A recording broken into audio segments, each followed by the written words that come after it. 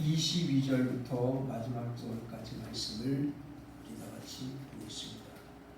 창세기 21장 22절부터 마지막 34절까지입니다.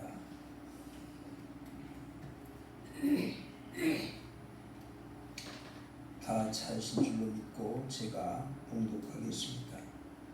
때에 아비멜렉과 그 군대 장관 비골이 아브라함에게 말하여 가로되 내가 무슨 일을 하든지 하나님이 너와 함께 계시도다. 그런즉 너는 나와 내 아들과 내 손자에게 거짓되이 행치 않기를 이제 여기서 하나님을 가르쳐 내게 맹세하라.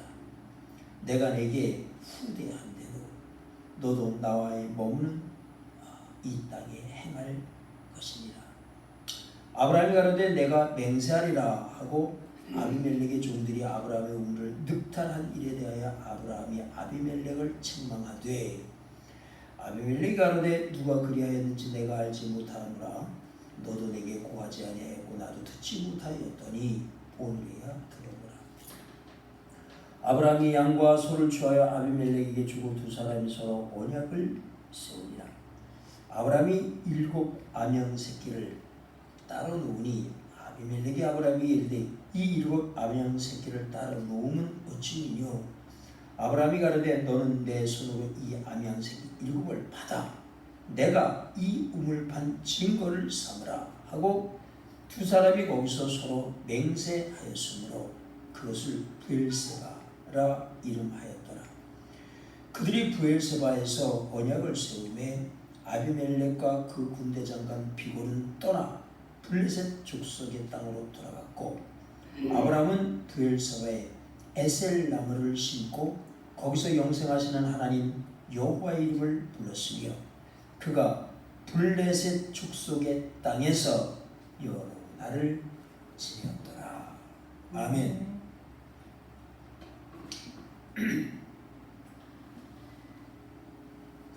아브라함은 175세를 살았습니다. 그는 75세 되던 때에 하나님의 부름을 받아서 100세에 약속의 자녀 이삭을 낳았습니다. 아브라함이 브엘세바에 정착한 것은 소돔과 고모라 사건 이후에 정착을 해서 죽을 때까지 아브라함은 브엘세바에서 살았습니다.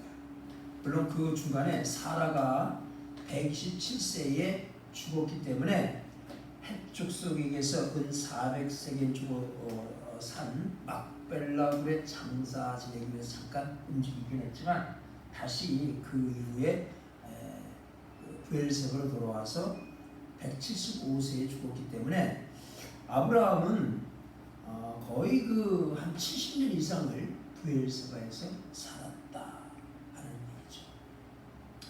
제가 청주에 온 지가 제가 대학교 4학년 때 청주에 왔으니까 1985년인가 6년인가 그때 5년쯤 온 것 같습니다.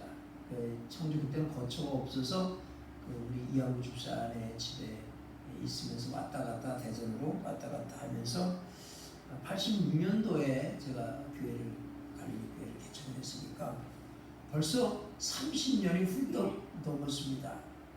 근데 제가 한 30년 넘게 청주에 있다 보니까 나는 청주가 저한테는 꼭 고향 같습니다. 원래 저는 고향이 포항 사람이고 자라기는 강원도 원주에서 자랐는데 청주가 고향 같아요. 이제는 여러분들은 그 청주에서 얼마나 사셨습니까? 우리 저 황선도님 청주가 고향이잖아요, 그죠? 여기서 태어났잖아요. 여기 옆에 봉화 거기서 태어나서 고향이니까 뭐 말할 것도 없고. 김비화 집사님도 여기가 고향이세요? 네. 고향. 그리고 김지국 집사님 여기 두개 계시잖아요. 그러니까 이게 제가 여기서 한 30년을 넘게 살다 보니까요. 청주가 고향 같아요. 여기 뭐 다 아는 사람도 다 여기 있고. 제가 원래 그저 자라난 고등학교까지 그 자라난 그 강원도 원주가 이제는 가면은 낯설어요. 여기 이제 고향 사람 다 됐죠. 저도 이제 뿌리내리고 사는 거니까. 근데 아브라함은 부엘세바에서 몇 년을 살았다가 70년 이상을 살았으니까 그런 부엘세바가 뭐 고향이나 다름없겠죠. 그런데 오늘 성경에 보니까 아브라함이 70년 이상을 산 그 땅을 아브라함은 뭐라고 표현하고 있냐면 블레셋 족속의 땅이다 그렇게 얘기해요. 거기에서요 아브라함이 에셀나무, 석류나무인데 이게 나무가 강하고 오래 자라서 석류나무를 잘 안 심어요. 근데 석류나무를 심었다라고 하는 것은 여기서 내가 오래 살겠다 그런 뜻이거든요. 근데 석류나무를 심고 오늘 본문에 보면 거기에 맹세물 부엘세바에서 석류나무를 심고 이렇게 했다는 거 보면 아브라함이 여기 이제 내 고향이야 이렇게 생각이 들 법도 한데요. 그죠? 근데 블레셋 족속의 땅이라고 성경을 기록하고 아브라함과 맹세를 맺던 그 아비멜렉과 그 군대장관 비고는 블레셋 족속의 땅으로 돌아갔다 그랬단 말이에요. 오늘 성경과 블레셋 족속의 땅으로 돌아가고 이제 지금 아브라함은 그 땅 부엘세바에 거하고 있는데 그 땅을 역시 아브라함과 하나님은 뭐라고 표현하고 있냐면 블레셋 족속의 땅이다 이렇게 표현하고 있는 거예요. 그러니까 아브라함은 이곳이 가나안 땅 이곳이 에셀나무를 심었던 부엘세바를 내 고향 내 땅 이렇게 생각하지 않고 나는 이것이 블레셋 족속의 땅이고 나는 이방인으로 생각하고 살고 있다. 오늘 성경 말씀은 성도가 이 세상에서 어떤 모습으로 살고 어떤 관계 속에 살아야 할 것인가 라고 하는 것에 대한 아주 좋은 지침서가 되는 말씀입니다. 아브라함은 생애에 많은 부분을 부엘세바에서 살았어요. 아브라함만 사는 게 아니라 그 아들 이삭도 거기서 살죠. 그런데 그가 그 블레셋의 땅 이 아브라함이 지금 터를 잡고 있는 이곳에 부엘세바의 어떤 모습으로 그리고 어떻게 살았는가를 보면서 우리는 세상에서 어떻게 살 것인가 하는 걸 한번 생각해 봐야 될 것입니다. 여러분이 계신 곳에서 어떤 마음으로 살고 계십니까? 우리는 세상과 떨어져 살 수가 없고 세상과 계속 부딪히면서 살잖아요. 그죠? 어떤 마음가짐으로 어떤 방식으로 살고 있는가. 오늘 하나님의 음성이 여러분에게 들리시길 주의 이름으로 축원합니다. 영원히 고향일 수 없는 땅, 이 세상이죠. 아브라함에게 있어서는 부엘세바일 것입니다. 거기서 70년을 넘게 살아도 영원히 고향일 수 없는 이것이 세상을 살아가는 성도들의 현실입니다. 어떻게 살까? 이 세상과 어떤 관계 속에서 살까? 이방인으로 살아야 되는가? 아니면 세상 사람과 동화돼서 살아야 하는가? 고린도서 5장 9절에는 이렇게 얘기합니다. 내가 너에게 쓴 것이 음행하는 자들을 사귀지 말라 하였거니와 이 말이 이 세상에 음행하는 자들, 탐하는 자들, 토색하는 자들, 우상 숭배하는 자들 이 사람들이 다 누구예요? 세상에 사는 사람들이란 말이에요. 그들과 도무지 사귀지 말라 하는 것이 아니니 그들과 도무지 사귀지 말라 하는 만에 그런다면 너희들은 세상 밖으로 나가야 할 것이다. 그러니까 우리는 이 세상과 어쩔 수 없이 사귀면서 살아갈 수밖에 없어요. 그들 중에는 우상 숭배하는 자도 있고 토색하는 자도 있고 음행하는 자도 있고 탐하는 자도 있고. 그런데 그 다음에 고린도후서 6장 14절에 바울이 뭐라고 얘기하고 있냐면 너희는 믿지 않는 자와 멍에와 같이 되지 말라 그래. 그럼 어떡하라는 얘기?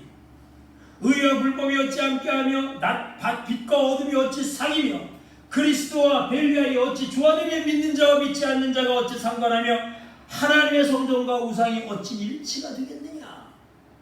너희는 저들과 멍에도 같이 되지 말라. 그럼 뭐하라는, 어떻게 살라는 얘기예요. 그들과 부딪히며 살면서 그들과 같이 살지 않으면 너희가 세상 밖으로 나가야 할 거야. 그렇게 얘기했다가 너희는 저들과 멍에도 같이 내지 말라. 여러분,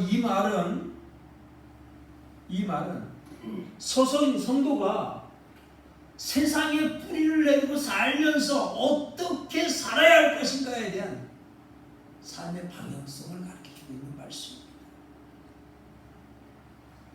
너희는 이 세상 사람들이 살아가는 삶의 방식과 그들의 모양대로 따라서 살아가지 말아라, 그런 뜻이에요.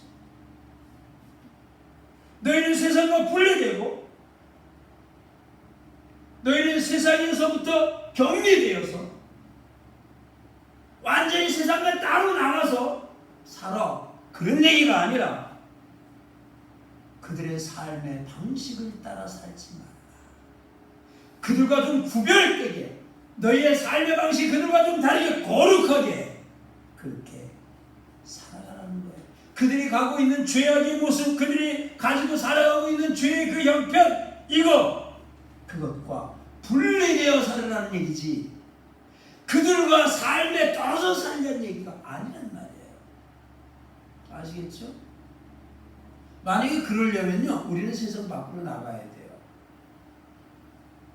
이 세상이 살아가고 있는 죄의 형상과 우리가 분리되라는 얘기지, 이 세상과 분리되라는 얘기가 아니에요. 우리는 세상이요, 깊이 다리 뿌리 내리고 살아야 돼요. 그럴 수밖에 없잖아요. 여러분, 이 세상은 삶의 목적과 방향성, 결과가 다 이 세상에서 두고 살아요. 그러나 하나님의 자녀들은, 성도들은 그 삶의 종착역이 세상이 아닌 거예요. 그게 다른 겁니다. 이건 뚜렷한 차이가 있고요, 이것을 인지하느냐 인지하지 못하느냐는 굉장한 차이가 있는 거예요. 여러분, 어떻게 사십니까? 여러분의 목적과 방향성이 과연 어디에, 여러분의 삶의 종착지가 어디냐 하는 거예요.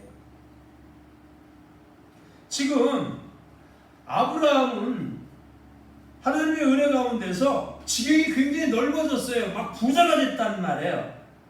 그 넓어지고 강해지니까 아비멜렉이, 야, 이거 안 되겠다. 그래서 그 군대 장관 비골과 함께 와서 동맹을 맺으려고 하고 있는 그런 모양이에요. 아브라함이 브엘사바에 처음에 들어갔을 때 그는 유랑민으로 들어갔습니다. 이방인이잖아요. 그런데 그가 거기서 살면서 그는 점점 땅도 넓어지고 자손도 많아지고 양떼 소떼도 많아지고 부자가 된 거예요. 쉽게 얘기하면. 한때는 아비멜렉이, 야, 내 아내를 데려와, 꼼짝 못하고 아내를 뺏겼던 사람이 누구예요? 아브라함이에요. 그만큼 법보다는 힘이 우선이었던 시대예요. 그죠? 뺏으면 뺏길 수밖에 없는 그런 시대예요. 약탈과 정복이 빈번했던 그런 때에, 이게 지금까지도 누가 우위에 있어요? 아비멜렉이 우위에 있어요? 아브라함이 우위에 있어요? 아비멜렉이 장관을 거느리는 왕으로서 더 우위에 있는 사람인데도 아브라함이 이렇게 세력이 커지는 걸 바라보면서 와서 이제 조약을 맺는 거예요. 화평 조약을 맺는 거죠. 바로 이제 그런 때예요. 그러니까 여기서 우리가 어설프게 좀 생각을 하면, 야, 하나님이 축복하셔서 아브라함이 부자가 됐단다. 야, 그러니까 너희도 하나님의 축복하면 세상에서 부자가 될 거야. 이렇게 하나님의 축복이 있고는 세상적인 어떤 이렇게 좀 조급하게 결정을 내리면 안 돼요. 하나님의 축복은 이 세상적 부와는 조금 거리가 있습니다, 여러분. 조금 더 들어보셔요. 이게 잘못하면 하나님이 축복하셔서 아브라함의 지경이 넓어지셨더니 우리도 하나님의 축복 가운데서 강해져야 돼, 부자 돼야 돼, 번영해야 돼, 이쪽으로 가면 안 되는 거예요. 물론 하나님의 은혜와 계획 속에, 하나님의 경륜 속에서 때때로 그렇게 하나님께서 아브라함을 부자로 만들었듯이 여러분도 부자로 만드시고 아브라함을 강하게 했듯이 여러분도 강하게 하고 그러실 수가 있어요. 하나님은 왕도 세우시고 패하게 하시고 다 하나님의 주권 속에 있고 공중의 나라는 새 한 마리도 하나님의 허락 없이는 떨어지지 않지 않습니까? 그러니까 하나님이 하실 수 있는 거예요. 그러나 여러분 꼭 기억하셔야 돼요. 세상에서의 부자됨은 애굽에서의 부자됨이에요. 그 애굽에서의 번성이에요. 목적이 아니고 과정이라는 얘기예요. 여러분 참만족과 행복은 그런 거 아닙니다. 우리가 아까 조금 전에 495장 찬송가를 불렀듯이 정말 행복과 정말 삶의 목적은 예수께서 내 속에 계신가 안 계신가의 문제지 부자가 되느냐 가난하느냐의 문제가 아닌 거예요. 이거는 과정 속에 있는 거예요. 어떤 사람은 부자로도 살고요. 어떤 사람은 가난하게도 살아요. 어떤 사람은 병들어도 살고 어떤 사람은 건강하게도 살아요. 그러나 그것은 우리가 살면서 중요한 부분이기는 하지만 그것이 목적은 아닌 것입니다. 지금 아브라함의 번영은 하나님이 언약을 성취하는 과정에서의 길이에요. 그걸 보여주는 거지 그게 목적이 아니라는 얘기예요. 결국 기경이 넓어지고 안 넓어지고 아브라함이 강해지고 안 강해지고는 그게 중요한 게 아니에요. 만약에 지금 많은 사람들이 얘기하는 것은 하나님의 축복을 받으면 번영해, 하나님의 축복을 받으면 부자가 돼, 하나님의 축복을 받으면 건강하고 놀라운 은혜 가운데 살아 라고 한다면 반대로 쇠퇴되고 그게 유지되는 것은 저주의 결과라고밖에 얘기할 수가 없어요. 또 세상적 부와 권세와 명예가 하나님의 은혜의 목표라면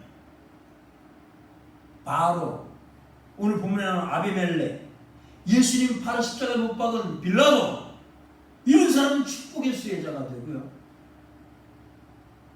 사도 바울 같은 사람, 초대교회에 많은 순교자들. 오늘도 제가 조금 전에 예배 들어오기 전에 뭘 잠깐 봤냐면 유튜브에서 그 순교자들의 소리라는 그 프로가 있어요. 지금 인도의 17살인가? 몇 살 먹은 젊은 애가 예수 믿는다고 인도의 과격주의자들, 힌두교도들에게 돌에 맞아 죽었대요. 며칠 전에. 예수 믿는다고.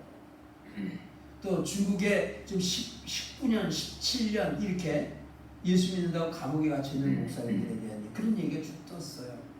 그런 사람들은 저주받은 거죠.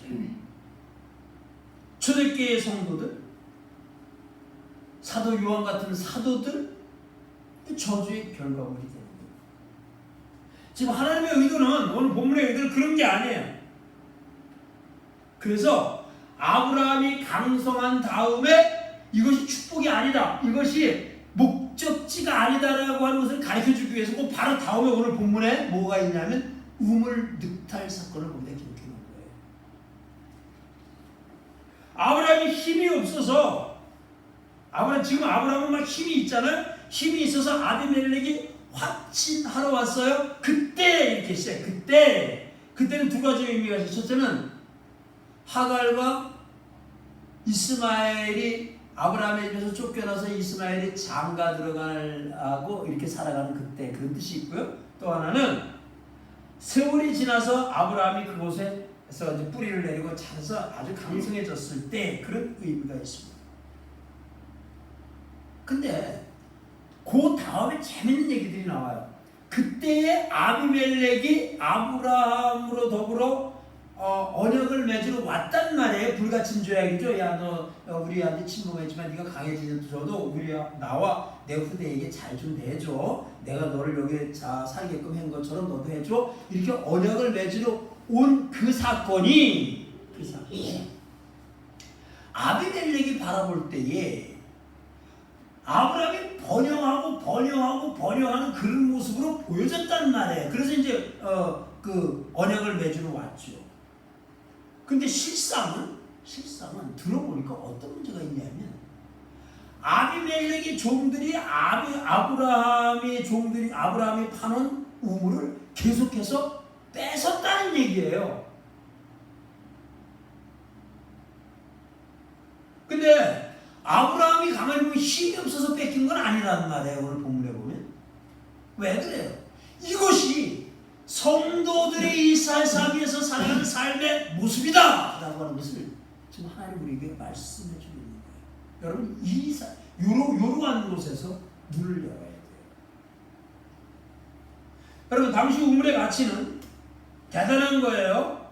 사막지대 유목민들에게 있어서 우물은 생활의 아주 절대적인 조건이고요. 이게 가장 큰 재산이에요. 우물 때문에 막 싸움도 일어나고 더 나가서는 전쟁도 막 일어났어요. 우물 때문에. 그런데 그러한 귀중한 우물을 아브라함이 파면 아비멜렉의 종들이 뺏고 파면 뺏고 그런 거예요. 그런데 그런 과정에서도 아브라함의 때는 점점 커지더라는 얘기예요. 아비멜렉이 이것을 보았어요. 그리고 뭐라고 얘기해요? 야, 이거는 하나님이 너와 함께 하셔서 그런 거야. 인정을 한 거예요.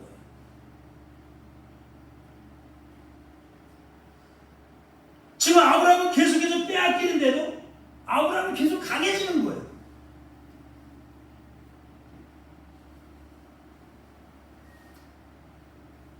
여러분, 우리는 강하다는 것을 소유로 알아요. 뺏는 자가 강한 거죠. 그죠? 지금 뺏는 자가 강한 거죠. 근데 기독교는 뺏어서 강해지는 게 아니라 뺏겨서 강해지는 겁니다. 여러분 이 역사를 꼭 기억하시기 바랍니다. 기독교는 뺏어서 강해지는 것이 아니라 빼앗겨서 강해지는 겁니다.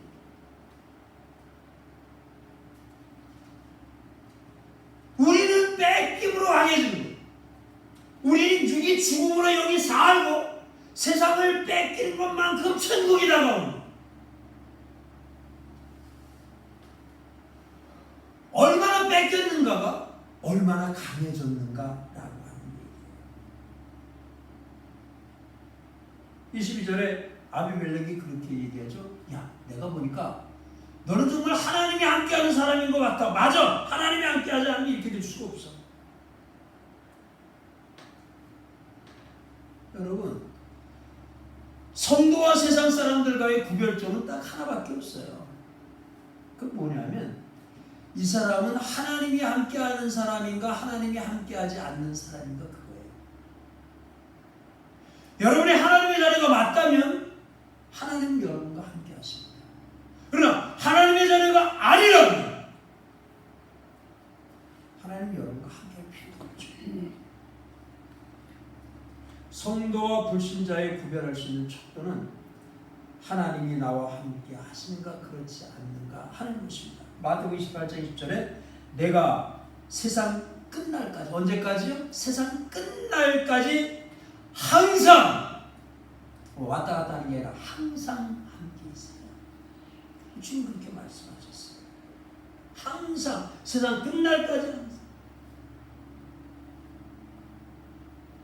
지금 아비멜렉과 아브라함의 관계를 보면 누가 강한 자예요? 아비멜렉이 강한 자예요. 아직은. 근데 아브라함에게 화친을 하러 왔죠. 동맹 맺으러 왔어요. 아비멜렉은 토백이고요. 아비멜렉은 뺏는 자예요. 아브라함 유목민이에요. 방랑자예요. 나그네란 말이에요. 그리고 빼앗기는 자입니다. 누가 강하고 누가 더 부자고 누가 힘 있는 자예요? 당연히 아비멜렉이죠. 아브라함은 생명과 같은 우물을 오늘 성경은 뭐라고 표현했냐면 늑탈했다 그래서 늑탈이라고 하는 말은요 힘으로 강제로 뺏었다 그런 얘기예요. 근데 힘으로 강제로 아브라함의 우물을 빼앗았던 아비멜렉의 세력에 대해서 오늘 본문에 보니까 아브라함이 책망해요. 와, 너희들 왜 그렇게 했어? 이렇게 잘못했잖아. 이렇게 책망하는 거예요. 지금 누가 뺏겼어요? 아브라함이 뺏겼고 누가 힘 있는 자예요? 아비멜렉이 힘 있는 자예요. 근데 그 힘 있는 자를 빼앗긴 아브라함이 책망하고 있단 말이에요. 여러분 이거 잊어버리면 안 돼요. 성도가 세상에 당하고 세상에 빼앗기고 힘이 없어서가 아니에요. 고린도서 4장 9절 이하에 이렇게 얘기했어요. 하나님께서 하셨다. 뭐를? 오늘 이 시간까지 줄이고 목마르고 헐벗으며 매맞고 정처 없고 후욕을 당한 즉 축복하고 핍박을 당한 즉 참고 비방을 당한 즉 권면하면서 어디까지? 만물의 찌꺼기같이 여김을 받을 정도로 누가 했다고요? 내가 생각하는데 하나님이 우리를 죽을 때까지, 죽는 자리까지 죽이기로 아주 작정한 것 같이 우리를 이렇게 나버려야 돼. 이게 사도 바울의 얘기예요. 그런데 그렇게 한 자들의 행위가 책망의 근거가 되는 거예요. 마태복음 25장의 31절 이하의 말씀에 보면 재밌는 얘기가 나와요. 주님이 이제 심판주로 이 땅에 오실 때 많은 사람들을 양과 염소를 목자가 갈라놓듯이 오른쪽 왼쪽으로 갈라놓을 거래요. 그런데 그때에 어떤 사람들이 나는 주님을 위해서 열심히 일했어요. 그랬더니 야, 난 너 몰라. 너는 염소다 이놈아. 이쪽으로 와. 너는 양이다. 이쪽으로 와. 이렇게 구별한대요. 그들이 무엇을 뺏겼느냐 무엇을 뺏었느냐에 따라서 구별해요. 그 삶의 행함대로 삶의 형편대로 심판의 근거가 된다는 거예요.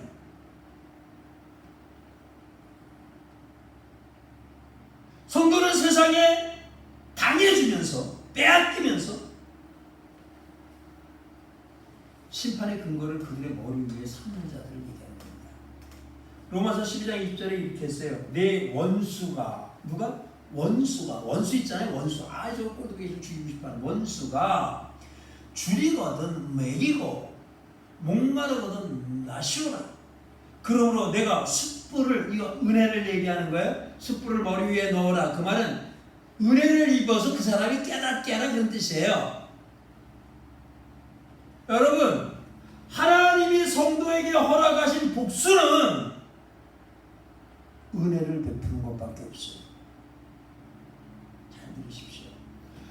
하나님께서 성도들에게 베푸는 복수의 방법이 있어요. 그게 뭐예요? 내가 복수를 해야 할 그에게 은혜를 베푸는 거예요. 이게 유일한 성도에게 주신 복수법. 당해주는 거, 그게 복수예요. 로마서 12장에 뭐라 그랬어요? 악에게 치지 말고 손으로 악을 이기라. 악에게 치지 마. 악함 때문에 내가 있는 선의 위치에서 떠나지 말고 하나님의 선, 사랑과 은혜와 자비로 그 악을 이겨버려라. 이게 복수예요. 성도.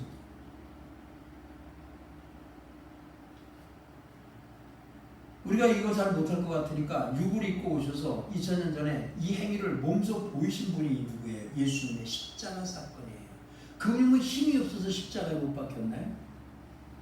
12형도 더 되는 천사들을 불러다가 사흘이다 멸명시킬 수도 있었지만 주님 그렇게 안 했어요. 왜? 뺏기는 것이 승리고 그들에게 은혜를 입히는 것이 복수고 바로 그것이 그들의 심판을 쌓는 일이라고 하는 걸 주님은 우리에게 삶으로 가르쳐 주는 거예요. 이 방법이요, 이방인들에게는 미련한 방법을 보이는 거예요. 저렇게 유대인들에게도 꺼리게 왜 그렇게 해야 돼? 왜 그런 방식으로 해야 돼? 그렇지만 그것이 바로 하나님의 능력이다. 그렇게 성경은 가르쳐줍니다. 그러니까 아브라함이 이렇게 우물을 뺏기면서도 뭔가 계속 하나님의 은혜 속에 있는 이것이 아비멜렉이 볼 때는 저 사람은 정말 하나님이 함께하는 사람이 맞아 라고 고백을 하게 된 거죠. 여러분, 하나님이 함께 하신다고 하는 것은 세상적인 어떤 힘이나 권력으로 증명되는 거 아니에요. 그런 거는요, 누구나 할 수 있어요. 열심히 공부하면 잘 돼요. 또 열심히 살면 부자도 되고 그런 거예요. 물론 큰 거부는 될 수 있겠지만, 그러나 이렇게 세상이 살아가는 삶의 방식과 반대로 살아가는 거는 그건 아무나 할 수 있는 게 아닌 거예요. 세상이 걸어가는 삶의 방식과 세상이 놓은 가치관과 반대로 살아가는 거는 정말 하나님의 능력과 은혜가 임한 자가 아니면 갈 수가 없어요. 이러한 구별을 통해서 하나님의 자녀인가 아닌가가 이제 확증되는 거예요. 여러분이 하나님의 자녀가 맞는가 아닌가는 바로 이 구별을 통해서 이루어지는 거예요. 이걸 우리는 십자가의 삶이라고 그러잖아요. 내 꿈과 비전과 목표를 방법을 내려놓고 하나님의 말씀에 순종해 살아가는 것. 이것이 진정한 승리고 진정한 행복이고, 이 믿음에 대한 확신이 없으면 이 믿음에 대한 확신이 우리에게 필요하죠. 오늘 본문에 보면 아브라함은요, 그 믿음에 대한 확신이 있으면 그 결과로 어떤 행위를 하냐면 거기에 에셀나무를 심어요. 에셀나무는 석류나무 얘기하는 거예요. 이 에셀나무는 단단하고 수명이 길어서 자라는데 오래 걸리는 거예요. 내가 여기서 에셀나무를 심었다라고 하는, 아브라함이 에셀나무를 심었다는 얘기는 이 단단하고 자라는데 오래 걸리는 이 나무와 함께 내가 여기서 살겠다는 얘기예요. 하나님께서 반드시 이 언약을 이루실 것이라고 하는 확신의 결과예요. 하나님이 뭐라 그랬어요? 이 땅을 너와 네 후손에게 줄 거야. 하나님 그랬잖아요. 그러니까 그 약속을 믿은 거예요, 아브라함. 그래서 거기서 브엘세바에서 에셀나무를 심은 겁니다. 근데 아브라함 그거 봤나요? 못 봤어요. 이 언약의 성취는 그때로부터 약 1000년 지나서 다윗 왕 때 이루어진 거예요. 당장 보지 못했어요. 당장 눈에 안 보였어요. 그러나 하나님의 약속은 반드시 이루어진다라고 하는 아브라함의 믿음이 에셀나무를 심게 만드는 겁니다. 여러분의 기도가, 여러분의 마음의 소원이 당장 안 이루어질 수 있어요. 그냥 뭐 안 보일 수 있다니까요. 그러나 믿음이 있다면 여러분은 그 자리에 에셀나무를 심게 되는 것입니다. 다윗은 예수 그리스도의 예표잖아요. 아브라함 때 이루어지지 않았던 것이 1000년이 지나서 다윗 왕 때 이루어졌다. 그 말은 무슨 뜻이에요? 오늘 세상에서 성도들이 어떻게 살 것인가 가르쳐주는 겁니다. 예수님이 오시면 여러분과의 언약이 완료될 것이라는 얘기예요. 우리의 언약이, 하나님 나라에 대한 우리의 언약이 예수님이 오시면 완료될 거예요. 분명하게. 그래서 우리는 에셀나무를 심는 삶을 살아야 되는 거예요. 지금 죽어서 천국 가자는 얘기 아니에요. 여기서 나무를 심고 사는 거예요.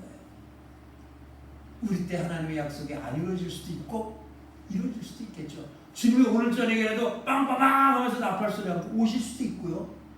우리가 이 세상에 생명을 다하는 그날까지 안 오실 수도 있어요.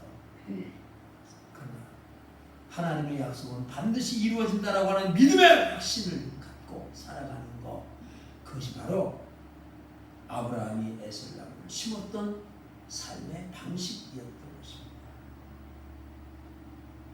여러분, 아브라함의 이런 신앙의 행위는 하나님의 언약에 대한 확신과 그 확신의 결과예요. 그래서 아브라함은 그 언약에 대한 확신이 있었기 때문에 구별된 삶을 살 수가 있었고 에셀나무를 심을 수가 있었던 거죠. 우리 똑같아요. 여러분이나 저는 똑같습니다. 이 땅에 하나님의 나라가 도래할 것을 우리는 믿음으로 삽니다. 주님의 호령과 천사장의 나팔 소리, 하나님의 나팔로 친히 예수님께서 강림하실 것을 우리는 믿습니다. 양과 염소를 구별하듯이 가르실 것을 우리는 또한 믿고요. 산과 새 땅이 이룰 것을 우리는 알죠. 그것은 사망도 고통도 눈물도 없는 것이고 12보석 12진주로 장식된 성에 수정 같은 맑은 생명수의 강이 흐르는 유리바다가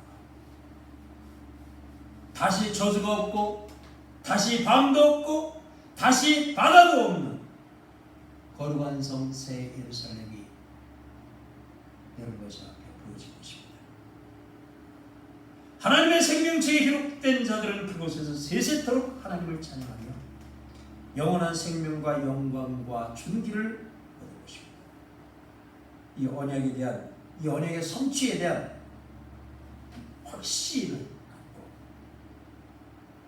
오늘 우리는 거룩으로 구별된 삶, 세상의 죄와 분리된 그들의 삶의 방식을 쫓는 것이 아니라 말씀을 쫓아 살아가는 십자가에 빼앗기고 져주는 삶을 살아가는 거죠. 유목민으로서의 삶을 사는 겁니다. 이것은 우리의 영혼이 뿌리낼 땅이 아니죠. 이것은 블레셋의 땅인 것입니다.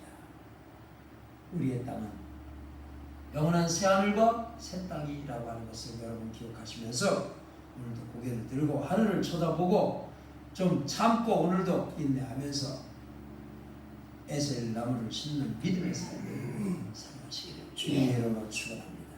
기도하겠습니다. 하나님, 주님은 살아계시고 역사하시고 저희들과 함께 하시는 능력의 살아계신 하나님이신 것을 입술로만이 아니라 마음으로 영혼으로 믿음으로 고백하는 저희들이 되기를 원합니다. 그리고 그 하나님께서 오늘 저희들과 함께 하시고 하나님의 약속이 반드시 우리의 삶을 통해 이루어질 것이라고 하는 확신 속에서 오늘도 에셀 나무를 심는 믿음의 걸음을 걸어가는 저희들이 되도록 지켜 주시옵소서. 주님 곧 오시는 거 다시 기억하면서 오늘도 져주고 오늘도 빼앗기고 그러면서 우리의 영은 날로 강해지고 하나님의 나라가 도래되는 것을 바라보며 체험하며 걸어가는 이 에셀의 삶을, 에셀 나무를 심는 삶을 저희들 게을리하지 않도록 지켜 주시옵소서. 예수님 이름으로 간절히 기도합니다. 아멘.